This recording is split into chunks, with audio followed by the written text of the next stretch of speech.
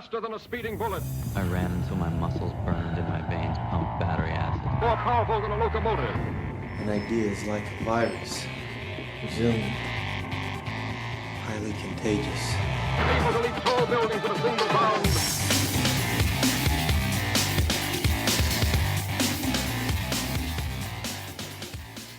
Hey guys, Jared Moon here from Into 3 Fitness, and welcome to the Better Humanology podcast. Today we have Dr. Johm Limansky. He is known as the Keto Doctor.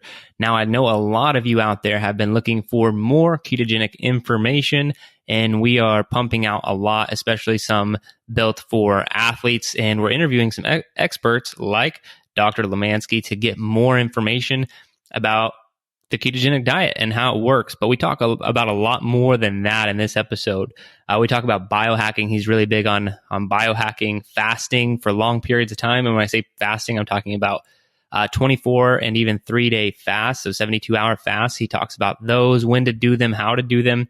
We talk about intermittent fasting, being an early riser, stacking some of your habits to be more efficient with your time, which I obviously love. I think that was a really cool conversation.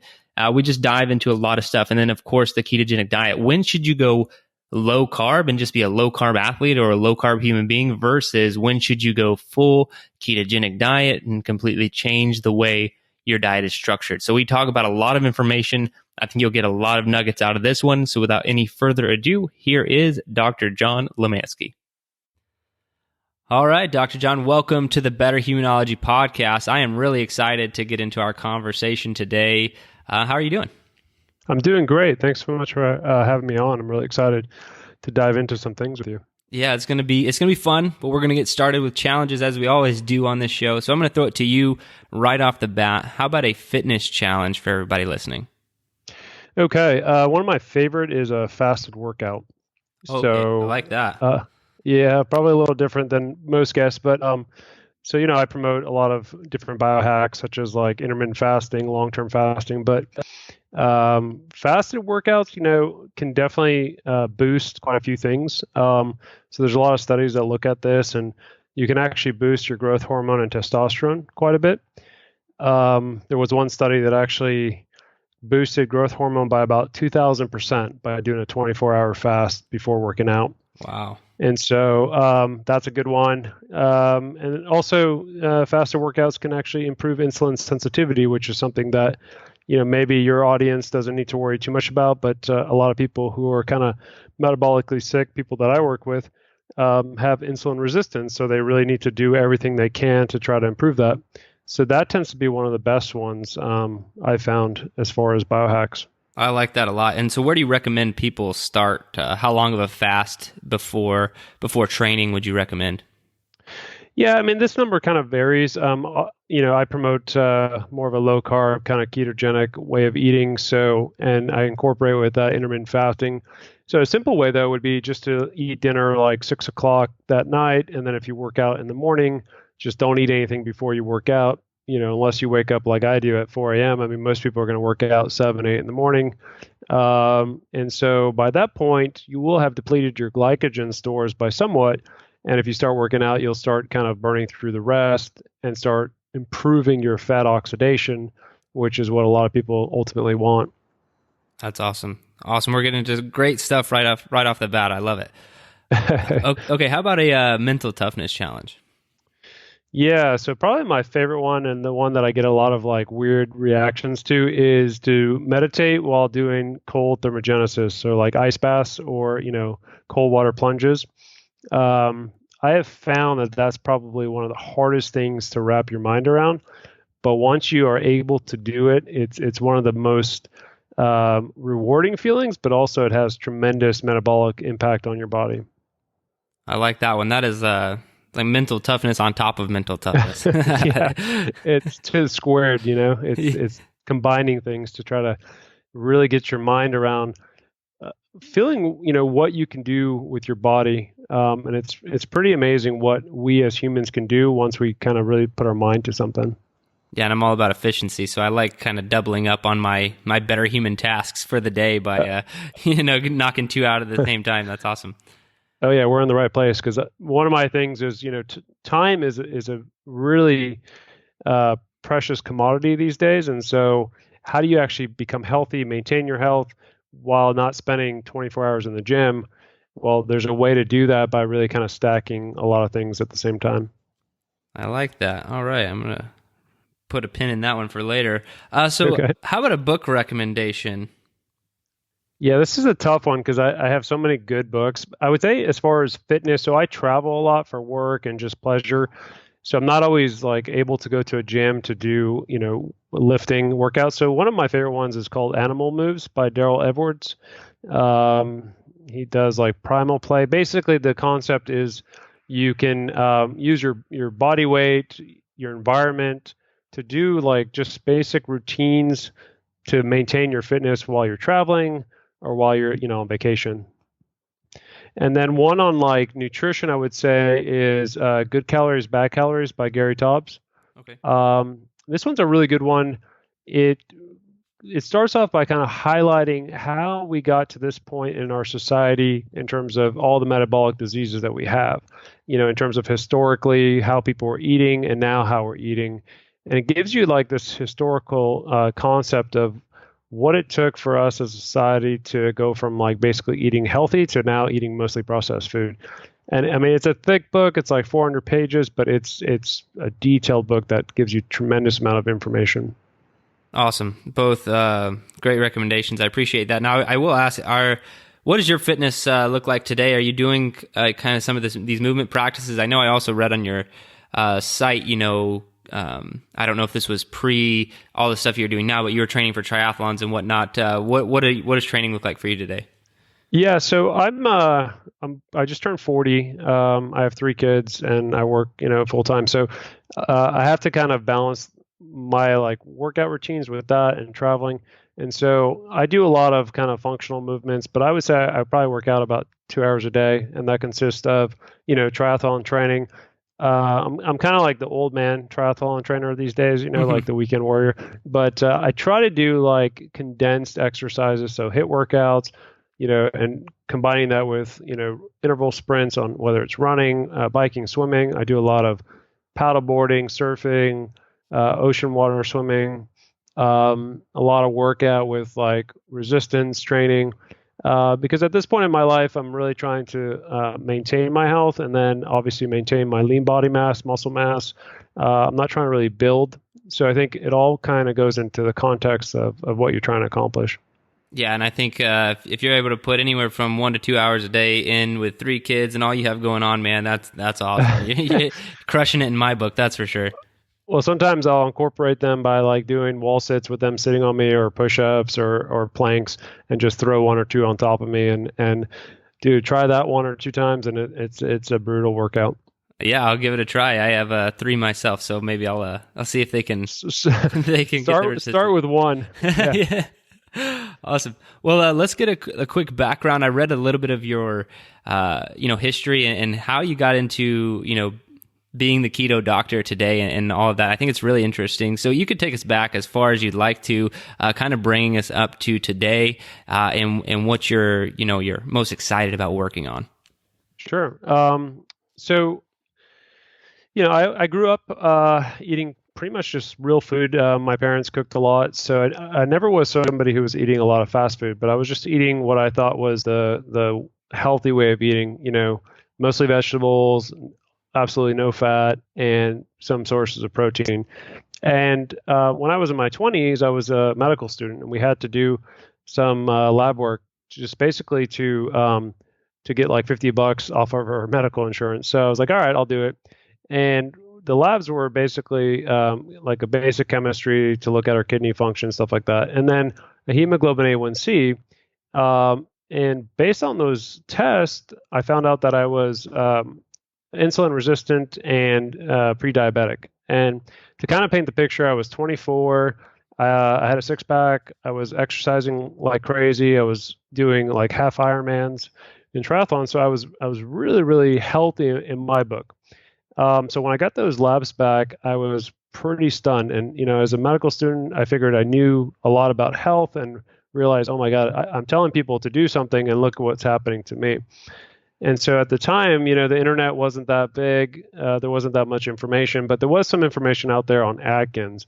And so I started looking into Atkins and started to try it myself, and didn't really find, tremendous success because I wasn't trying to lose weight. I didn't really like the way the foods were. But from that, I kind of started doing a lot more research on metabolism, the biochemistry, and figured out that a lot of what we're promoting in kind of our Western way of living is based on a faulty premise. And that faulty premise is that saturated fat causes cardiovascular disease or heart disease or stroke. And so I started going back and reading the research that was available.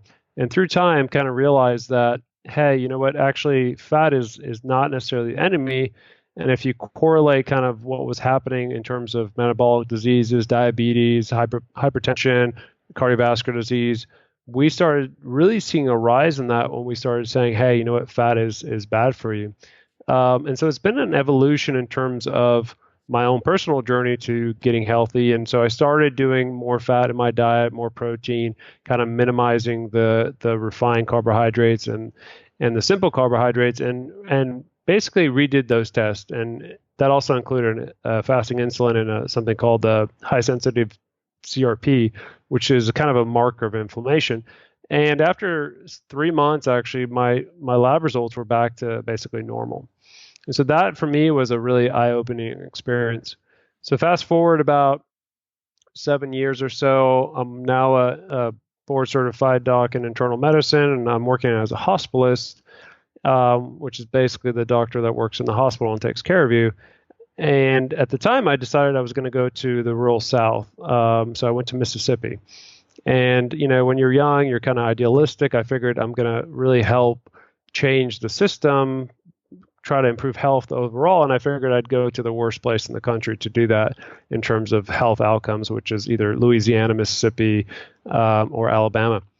And so I worked there, and really my experience there was both eye-opening and traumatic in the sense that I saw young people, like people in their 20s, 30s, 40s, having all these complications of diabetes that was really based not on genetic predisposition. It was based on just their diet. So, in medical school and residency, we're taught to look for certain diseases at certain ages. So if somebody's coming in with chest pain, for instance, and they're in their 20s, well, we don't think that they're having a heart attack. We don't think that they're actually having, severe cardiovascular disease. But in Mississippi, we would find people who were in their 20s, 30s having massive heart attacks, heart failure, being on dialysis, having strokes. And all that was really based on what they were eating. And so for me, that was really eye-opening in the sense that there is something definitely going wrong with our message, which is, you shouldn't eat fat because it's going to make you have a heart attack. And at the same time, people started kind of questioning, me and my wife and how we were raising our kids because we were healthy, but they also noticed that we were eating a lot of fat. And so I had a lot of people start asking me questions in terms of, hey, what are you doing? Because obviously you guys are doing something right. And so I kind of made a transition at that time, which was about 6 years ago, to start helping people around me. And it was kind of just a grassroots kind of effort where people would come to me and say, hey, I need you to help me. And so I would start helping people start off by, tweaking their nutrition, starting to go low carb or keto. And it wasn't as big at the time as it is starting to become now, but people would get amazing results and they would feel, amazing. Their lab work would improve. They would get off certain medications. And so for me as a doctor, I felt like I was doing a bigger service to people in that fashion than trying to help kind of what I call sick care, which is after the fact. If you've had a heart attack, you've been in a car accident, you've had a stroke, you definitely want to be in the United States because we are fantastic at doing something after the fact. But I realized that we weren't really doing what we needed to do before to prevent all that. And it showed in all the numbers. Any metrics that you want to look at, reflects that. But I also noticed that people would tend to only get so far with just nutrition. So a lot of people I was working with, didn't exercise, weren't focusing on their sleep, weren't focusing on certain other things. And so I realized, they needed to start incorporating some more of these things, biohack, which is also kind of becoming popular now. But at the time, people were not really in tune with other things like cold thermogenesis, sauna, exercise, sleep, stress reduction.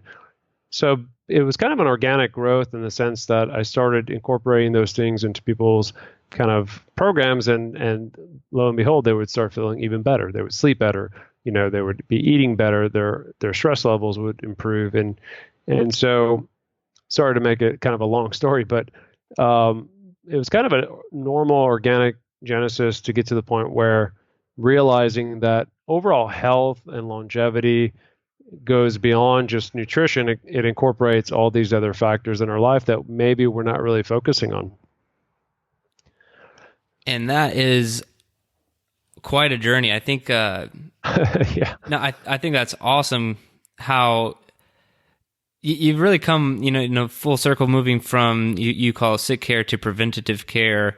Why do you think it's tough for doctors to move that direction? I know that it probably wasn't easy for you to, maybe I would say professionally, to do that. Do you find that to be challenging for doctors these days? Maybe other doctors have the same ideas but can't make that shift? Absolutely. Yeah. I mean, I think for a number of reasons, but number one, I think in general, most physicians, and I'll probably get skewed for saying this, but most physicians are not going to necessarily think in terms of like an entrepreneur spirit. They're going to be more of, not 9 to 5, but going to be salaried employees. We're taught a certain way in the sense that it's almost like a patriarchal system where we are taught this is the information that you need to tell people.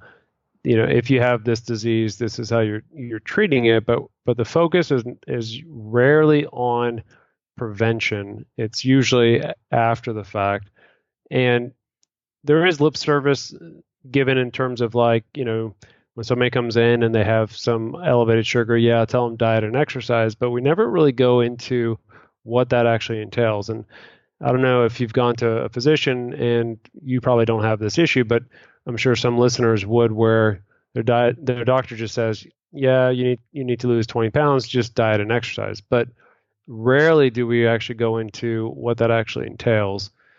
So I think, number one, most physicians at this point who are primary care docs don't have the time to go into what diet and exercise means.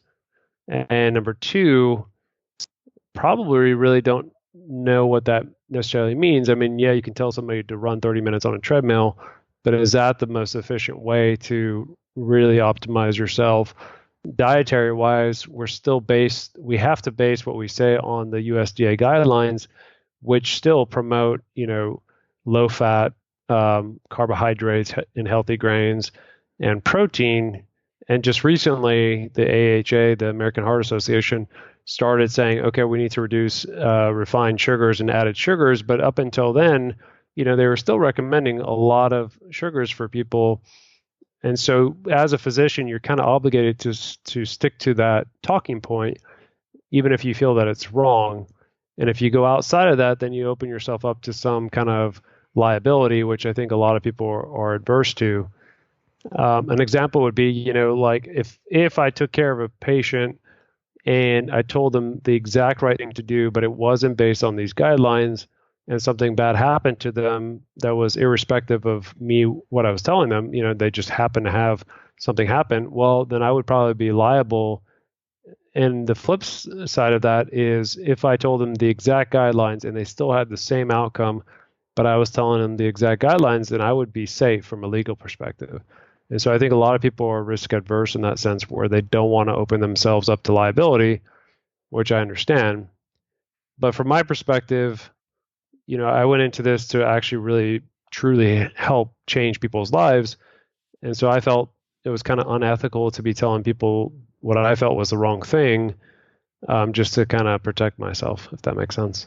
Yeah, that makes perfect sense. I think kind of getting into the system, and then also kind of trying to cover your own tail most of the time is definitely probably a necessity, but unfortunately not the best thing that we could do for everyone out there.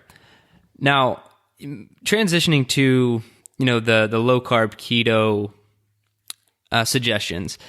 When do you kind of draw the line of just trying to get someone on a lower carbohydrate diet versus going into full ketosis? Because they're in the same category in my mind, low carbohydrate and ketosis, but they're also in a sense different worlds sometimes. Because I'm low carb most of the time, but not ketogenic, just because that extra push takes so much effort. So when would you prescribe someone just going low carb versus hey, let's go full keto? Yeah, I'm so glad you asked me this question, because I think this is kind of a point that not a lot of people maybe understand. So a lot of people that I work with are metabolically sick, meaning that they either have diabetes, or they're pre-diabetic, or they have insulin resistance, or they have some major complication already, or they have some functional disorder like epilepsy or seizures or cancer. Those individuals, in my mind, have to be ketogenic, because it's much harder for them to be low carb, high fat and maintain their health in terms of subjective and objective factors, meaning their lab values do not get necessarily, they'll get better if they go low carb, but they're not going to be optimal, which is what we want. Somebody who's healthy based on lab markers, but also overall body weight, doesn't have insulin resistance, maybe is just looking to lose 10, 15 pounds, or maybe just wants to feel better, be a little bit more sharp cognitively, sleep better. Those individuals can be low carb, high fat.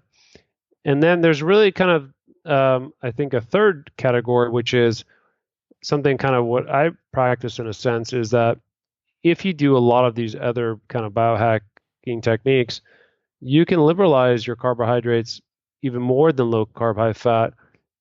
So for example, let's say you do intermittent fasting, and you do fasting exercise. Well, then when you eat, you can actually liberalize the amount of carbohydrates you eat, as long as they're more of the kind of complex carbohydrates. So green leafy vegetables, maybe some starchy vegetables, not like refined carbohydrates that you would find in most processed food. So there are exceptions, and I think if you are, let's say, dealing with epilepsy and you don't want to be on anti-seizure medications, then you really need that extra push in terms of being in higher ketosis, ketone levels, in the 2 to 3 range or even higher. But otherwise, yeah, I agree with you. You don't have to be in strict ketosis all the time, and it may actually be detrimental in the sense that you feel like you're not being able to live your normal life. Yeah, definitely can be a challenge, but there are a lot of benefits to it. So let's talk about, you've mentioned a few times now, fasting. This is something we've discussed. I cycle on and off of doing intermittent fasting. When I say cycle on and off, I mean 12-week periods where I do it, and then 12-week periods where I don't do it. Kind of lines up with my training cycles, just for various reasons. I like to switch things up. But where do you recommend, a true fasting habit? Like, what would be good? You mentioned a 24-hour fast is where you mentioned a study where there was like a huge increase in, I think, growth hormone and testosterone. How frequently would you recommend that kind of fast versus intermittent fasting or having an eating window? And how do you recommend people navigate that path? Sure. So what I would say is start off slow. So for a lot of people, let me step back for a second. So let's say you're not low carb and you're not keto and you're just kind of eating Western diet. Well, then your brain is basically fueled with glucose. And so if you were to do an extended fast, meaning anything longer than probably 8 hours for most people in that situation, you're going to start feeling pretty horrible. And so before I went low carb, I mean, that's what would happen to me. I would eat, mostly it was carbohydrates with a little protein, and then I would have a huge sugar crash, and I would feel horrible. Well, that's going to happen to most people who are not keto adapted or fat adapted. So in that situation, I would say first try to get into more of a low carb keto situation, and then start incorporating more of a fasting, intermittent fasting. Start off with 8-hour windows, which is pretty easy because you can just eat dinner 6 o'clock, 7 o'clock. Don't eat breakfast until maybe 10 o'clock, and then all of a sudden there you go. You've done about 15, 16 hours. And the benefit of that is really, if you go back to kind of a cellular level, how our body works. The body doesn't care if you're using glucose, fat, protein for energy. It's going to use whatever you give it, use it for energy, and then move on. But what happens when you're eating all the time? So, we've told people to eat 6 meals a day. We've told people eat all the time. And what happens from like a cellular mechanism is that our body has to actually create enzymes to burn our own fat stores. So when you're eating all the time, your insulin is going to be up. And when insulin is up, you're basically going to be storing whatever excess energy you have as fat. And so in order to turn that insulin off, you have to go periods of time where you're not eating.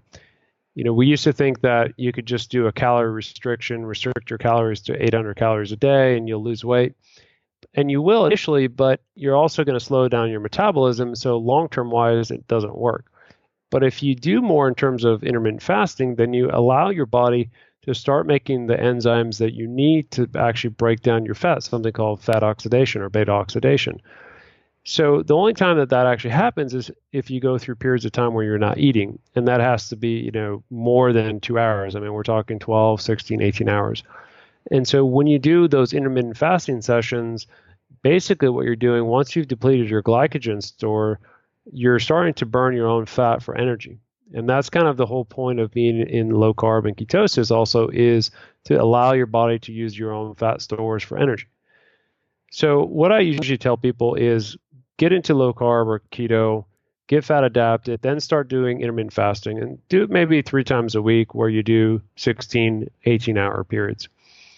Then, work your way up to maybe 24-hour fast. And that's pretty simple. I mean, you eat dinner, the next day you eat dinner, and you cycle through that. And like you said, you can cycle through these things and see kind of how your body responds. So situational wise, let's say, you're doing this because you want to lose weight. Well, that's fine. So what you could do is maybe 2 or 3 times a week, you do a 24-hour fast just to allow your body to burn through some of its fat stores.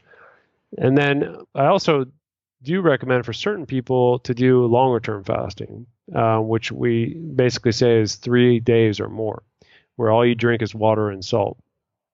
In those situations, it's more for like longevity purposes. So you get autophagy, you get improvement in your overall immune function, you get something called mitophagy as well, which is basically you destroy all the bad cells that your body has in it all the time. So people think that cancer kind of develops and it's there.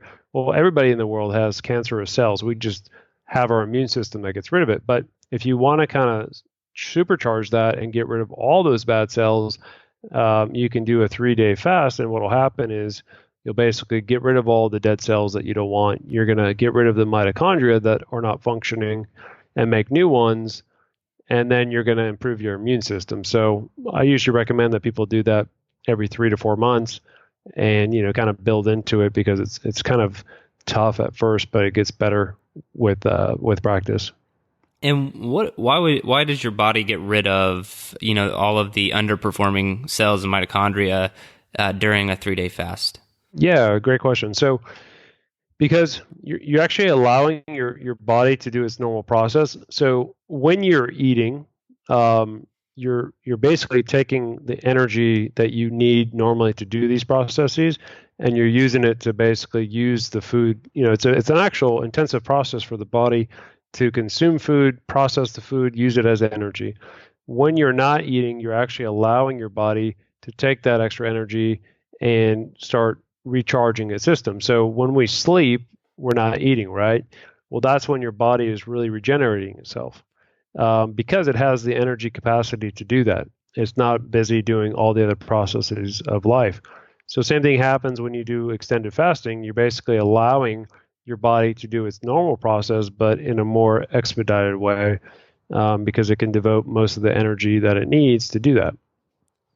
Okay, so if I were to kind of like lay out a schedule here for somebody, so we first you gotta if your diet's just like standard American or Western diet, first you gotta cut that out, start going a little bit lower carb, then introduce a fast. Now that's something you can do, intermittent fasting, something you do on a daily basis. And then would you say once per month to do a 24-hour fast? Or how frequently would you recommend throwing that in there? Yeah, I mean, I think initially, so I've been doing all this for about 13 years. So I've obviously become pretty extreme with what I do. But for most people who are starting off, I would say, as you mentioned, just get into the idea that you're using fat as your energy for your brain. Once you can do that, you'll tolerate the intermittent fasting much better. So do it like maybe 2 times a week initially, and then do a 24-hour fast maybe once a week. And then try the 3-day fast maybe every 3 months. I will tell you, most people, the first time they do it, by the second day, it's pretty painful. And so a lot of people maybe can't do it the first time, but that's okay because each time you do it, it becomes much easier to accomplish. Yeah, I have not done a 3-day fast. It's something I think I want to try. I think it's just interesting. It would be interesting to try, but I want to give it a shot. In the near future, I'll let you know how it goes. Yeah, definitely. So it's just staying on top of your water and electrolytes is the main thing during those 3 days. Yeah, absolutely. A lot of water, and as far as electrolytes, basically take Himalayan salt, put it under your tongue, and that way it'll absorb faster. And so you maintain your electrolyte balance, and it's definitely something that you want to do when you're not like super stressed, because that'll make it even the more difficult. So you want to kind of time it where you're maybe 3-day weekend and you don't have too much to do, then try it. Okay, awesome. And you can have black coffee, right? Yeah, that's still good to go, or no? Well, so if you're a purist and you're really doing this for autophagy, then no. Okay. I will say my vice is coffee. So I generally will have like 1 shot of espresso while I'm doing it, unless I'm doing an experiment where I'm documenting it and I'm telling people about it. Then I go cold turkey. Okay, awesome. Yeah, that's I normally, when I'm doing intermittent fasting, I still have black coffee in the mornings most of the time. So yeah. So for intermittent fasting, I think that's fine. That actually kind of helps in a way. Yeah, it kind of blunts the hunger. It blunts the hunger, but it also gives you a little bit of glycogen push in the morning. So if you wake up and you drink some black coffee, it actually stimulates your liver to kind of release some glucose. So you burn through your energy stores a little bit faster, and it allows you to get into kind of more of a beta oxidation where you're burning your fat a little bit faster. Well, there you go. Even more reasons I need to keep drinking my coffee during the intermittent fasting. Yeah, drink an extra cup of coffee and tell yourself you're losing weight doing that. Awesome. All right, well, let's talk about some of these biohacks. So yeah, I really like the direction that you are promoting here for people, and I agree with all of them. So you mentioned some biohacks like sleep, exercise, maybe some being the efficiency that we talked about earlier. What are some of the biohacks that you're promoting people do? Yeah, so I think biohacking is also now kind of becoming popular with some of the guys who are doing it out there on social media, but it's really reverting back to like your normal way of living before all the modern technology. And so you have a couple options. I mean, you can go off grid and live like the Unabomber in the middle of nowhere, but most of us don't want to do that. So you got to kind of look at your current lifestyle and see, how can I incorporate these things with all that I have to accomplish? So I usually try to stack hack. So what I mean by that is the fasted workout that we talked about, doing things like HIIT. So just trying to condense the amount of workout I can do in a shortest period of time and get the maximal benefits. So what I'll do a lot of times is I'll wake up, do a fasted workout, and then jump in a UV sauna or infrared sauna right after. And then after that, jump into an ice bath to try to take advantage of the cold thermogenesis. And then do something called photobiomodulation, which is basically allowing our body to get certain energy from an outside source. So I can walk through them really quickly, but so fasted, we kind of talked about the HIIT. A lot of what we're learning in terms of overall health is that there's a couple things that really regulate it. So one is going to be mitochondria, which I mentioned before. So mitochondria, for people who don't know, is really kind of like the battery of the cell. And what we want is to maximize the number and also maximize how efficient they are, like get rid of the bad ones and make sure that we constantly are making new ones, because that's how you're going to burn through most of the energy that you're producing. And so the way you can do that when you're fasted, you actually increase your mitochondria density. When you do HIIT workouts, high intensity workouts, you can do like a 30-minute HIIT workout and get the same benefits as far as mitochondrial density than like a 2-hour endurance run. So a lot of us don't have time to run for 2 hours. So if you just did intervals for 30 minutes, you would get the same benefit. And then jumping into an infrared sauna after that will actually also improve the mitochondrial density, but also increase your growth hormone, your testosterone, your norepinephrine, which helps with muscle recovery. And then jumping into a cold thermogenesis or ice bath will actually improve all those things. So you're kind of like, I call it supercharging, basically. Instead of doing one at a time, you're getting all these benefits at once. And it's a tremendous feeling once you're done, and you can do it within like, an hour and a half, 2-hour time period. Yeah, I think that's an awesome. Is that kind of like your morning routine right now? Yeah. So morning routine, I would say I wake up early, usually around 4.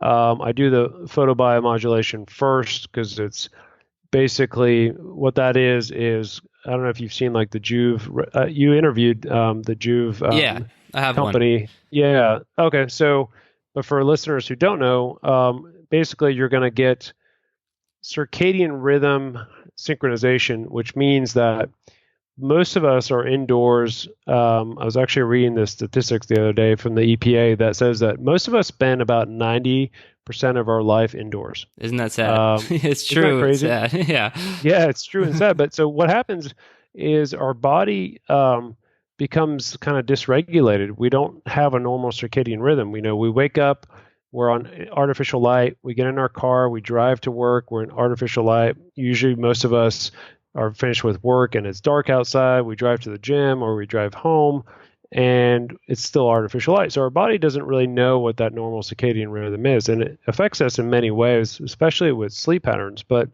so when I wake up, I do the Joovv light for about 20 minutes, and that allows my kind of eyes to open up and say, okay, there's light. So I reset my circadian rhythm, and then I'll do about 5 minutes of meditation, which also helps with kind of calming the mind. And then I'll jump into those hacks that I mentioned. So workout, sauna, cold thermogenesis, and then I'll get ready for my day and start working. That's awesome. Now, I do have a question just out of curiosity. For cold thermogenesis or cold exposure, do you just take cold showers, or do you have like a dedicated ice bath? Or are you just running a bath and throwing ice in it? What do you do to knock that out? So it depends. So I travel a lot for either work or like, just exploring. So in those situations, normally what I'll do is I'll have a cold water bath, and then I'll get in first initially, and then have my wife or my kids dump a whole bunch of ice in there. And it's a little trick that, if you do it that way, it's actually a lot less painful than actually dumping the ice in and then getting in. Yeah. It allows you to kind of get submerged, and then, the ice kind of melts. And so you definitely hit that temperature, but it's not as painful. At home, I actually just bought like a big Frigidaire kind of ice chest, filled it up with water, and cool it to about 40 degrees. And so I just do that in the morning for about 20 minutes. So cold showers, unfortunately, don't give you the benefit that you want. Cold showers are a good way to kind of get your body used to the sensation of being cold, but you don't actually get the benefits of the norepinephrine release, the brown fat activation. It doesn't happen, unfortunately. And I've actually found that the cold shower is actually much more painful than jumping into the ice bath, personally.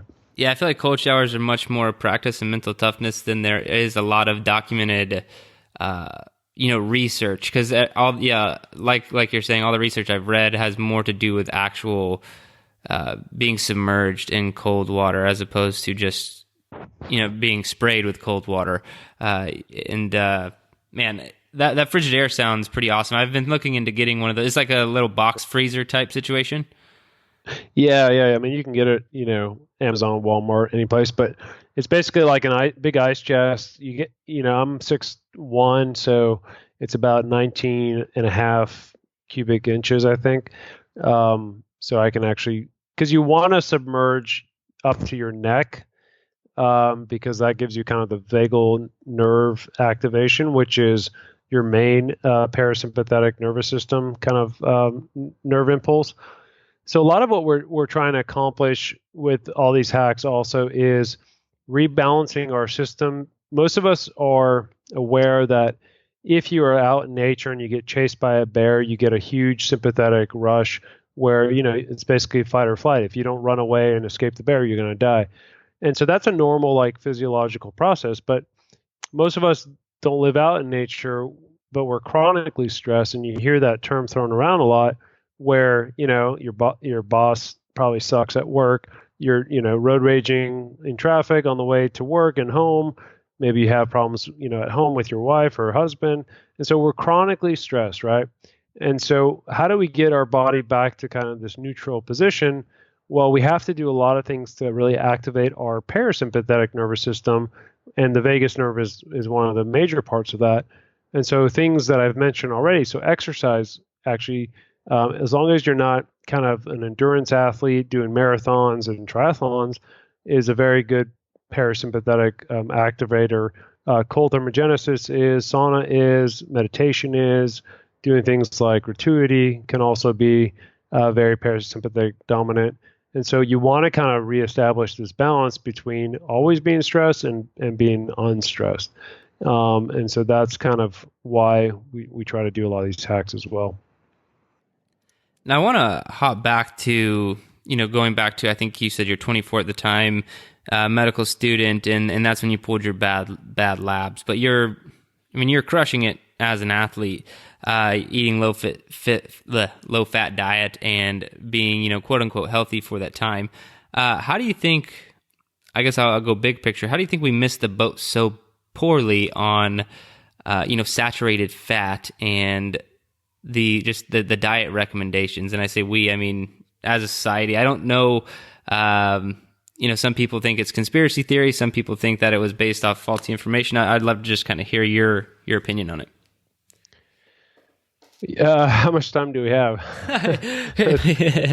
That's a big topic. Well, I think it's probably multifactorial. So, the guy who really promoted the cholesterol theory, saturated fat theory, and cardiovascular disease was a very, very powerful individual, Ancel Keys. He was very charismatic, but he also had a lot of connections with kind of Congress and McCarthy. And it was kind of a perfect storm in the sense that at the time, Eisenhower, who was president, was having multiple heart attacks. And so the public awareness of cardiovascular disease all of a sudden became a really big thing. Before that, people didn't die of heart disease. They died of, pneumonia. Really, that was the major thing, or just old age. And so I think at the time, which was really in the 1960s, 70s, it was kind of in the forefront of public opinion. And based on kind of faulty data and really a good marketing strategy, this idea that saturated fat was the cause of cardiovascular disease was born. And there's a really good book on this called, I'm going to skew the name, The Big Fat Surprise by Nina Teicholz. And it goes into detail of kind of the historical aspect. And once this idea that saturated fat was evil, it became a huge industry in the sense that products started being created that promoted low fat. And I was pretty young, but I still remember kind of this transformation of when low fat products all of a sudden became, ubiquitous. They were everywhere, 100 calories, and the fixation on calories became more important than the quality of the food. So I think it was a combination of the perfect time, And just like it made sense to people that, oh yeah, fat is in your arteries and you're eating fat, and so that's going to cause heart disease. Something, if you repeat it over and over and over again, it becomes almost like a dogmatic theory where people just believe it, right? And we're kind of seeing that almost in our current environment. But if you just repeat something enough, it just becomes, common knowledge. And so I think what's happened is now we've got into a situation where we have made it a fact. So there are no more studies, medical research studies, looking at whether or not saturated fat is the cause of heart disease. That has been, at this point, made a medical fact. The only studies that are coming out are looking at drug versus drug. So is this statin better than the standard of care statin? We are no longer asking the question, as far as a medical research community, is saturated fat the cause of cardiovascular disease?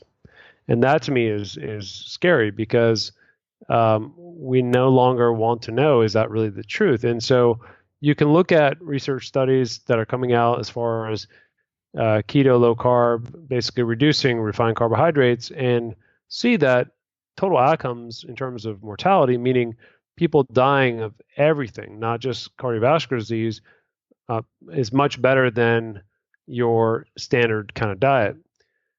But I think it's going to take a while for the community as a whole and the government to really get behind the fact that saturated fat in and of itself is not the cause of heart disease. We now know that the major driver for all of the Western diseases that we have, meaning diabetes, cancer, cardiovascular disease, stroke, is really due to an inflammation issue with insulin being the driver of this. So anything that promotes insulin, which is really refined, processed food, is going to drive IGF-1, which is a growth factor, which is going to cause cancer growth. It's going to cause endothelial dysfunction, meaning the blood vessels are going to get dysfunctional, and that's going to cause strokes and heart disease.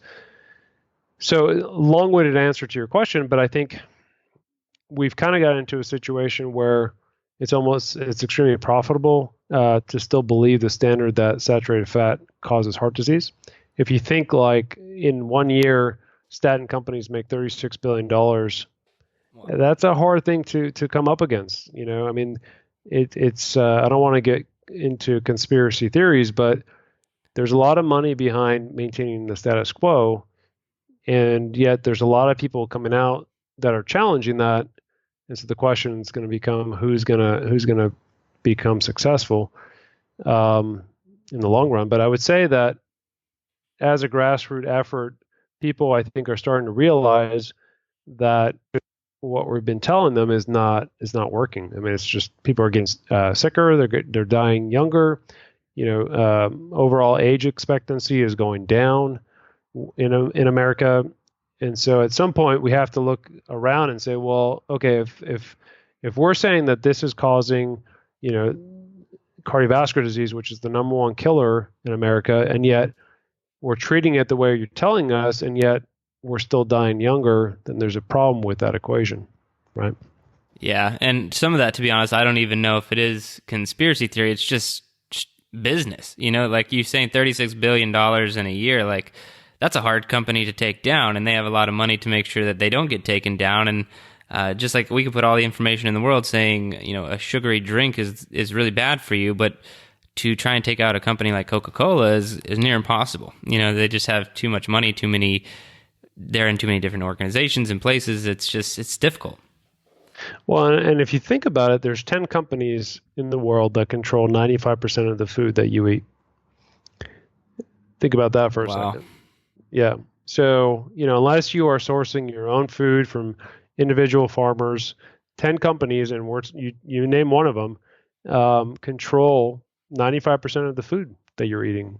And so, that to me is pretty scary. I mean, I think, I don't want to go down the conspiracy route, but what I will say is all you have to do is really look at, okay, what are people eating? Who's providing the food for them? And what are the outcomes? People are getting sicker, dying younger, and having, all these other medical problems that you really shouldn't have if you're one of the most industrial countries in the world. Why are we leading the world in terms of all these metabolic diseases? We shouldn't be, right? What has changed in 50 years? It's not genetics, because it doesn't happen that fast. It's really the food that we eat. Well, awesome conversation, Dr. John. We're going to move to the quickfire questions of the show. So I'll get started. What is the hardest workout you've ever done? Yeah. I kind of have two. So I've done the Murph challenge a couple times. Awesome. And that's pretty brutal.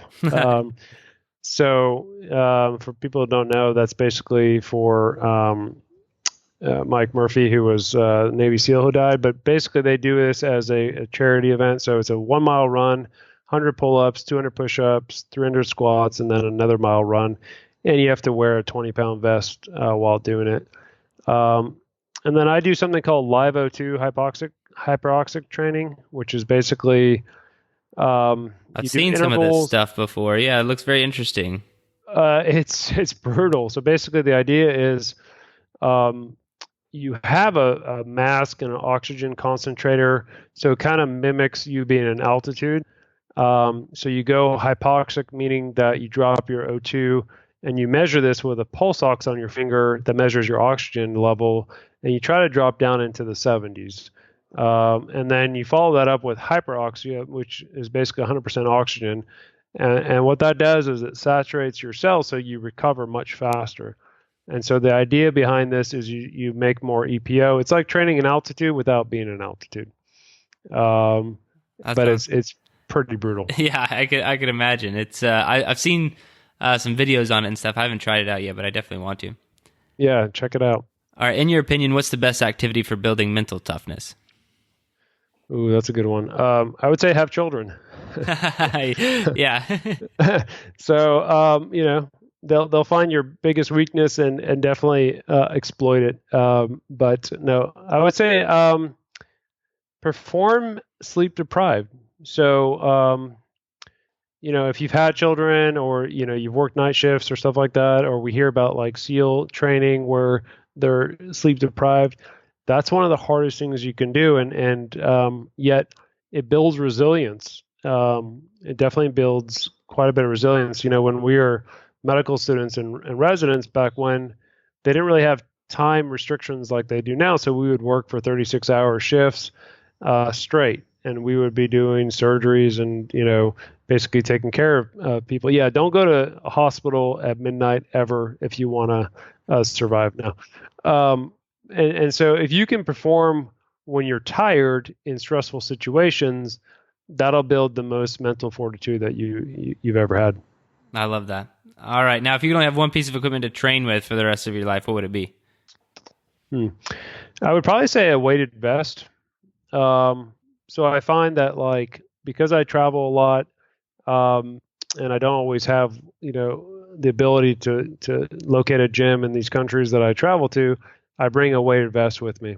And so then I can do functional exercises, basically wall sits with 25-pound weight vest is pretty damn hard, doing push-ups, stuff like that. So I would probably say that. Awesome. Yeah, I'm a huge fan of the weighted vest. Now, the question of the show, best advice you have for becoming a better human. This is 100% open-ended. Okay. So I would say, can I name three things? Sure thing. Okay. So I would say disconnect.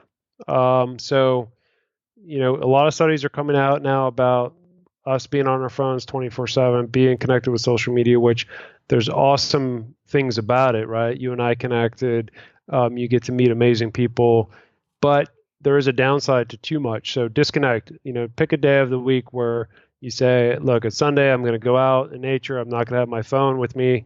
And you will see what an amazing transformation that is. And then with that, reconnect with friends and family without being on your phone.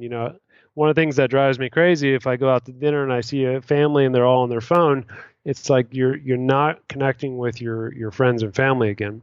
So I would say, make a conscious effort to do that. And then volunteer. I mean, it sounds corny, but volunteering to do something that you don't get rewarded for monetarily will actually kind of rejuvenate you to being a better person, I think. And so I try to do that at least once a week. And I'm starting to do that with my oldest son. We're actually currently in Puerto Rico. After Hurricane Maria, we came down here to try to help, help people from a medical perspective. But it doesn't have to be something that dramatic, just locally help somebody. I think that's awesome. Then phenomenal advice. Now, we've talked about a lot of things and obviously only scratched the surface on a few of them. So where could people go to learn more about you, your work, and what you're doing? Yeah. So I have a website. It's called BiohackMD, BioHackMD.com. A lot of interviews, kind of articles. So if anybody wants to dive a little bit deeper, that's probably the best. And then on social media, same thing. It's BiohackMD. And then I have a podcast as well, Keto Hacking MD podcast, where we dive into some of these biohacks a little bit deeper. So yeah, that would probably be the best way. Awesome. And we'll link to all those in the show notes. Well, Dr. John, it's been awesome having you on the show. Thank you so much for joining me today. Yeah, it's really been a pleasure. Thanks for the talk.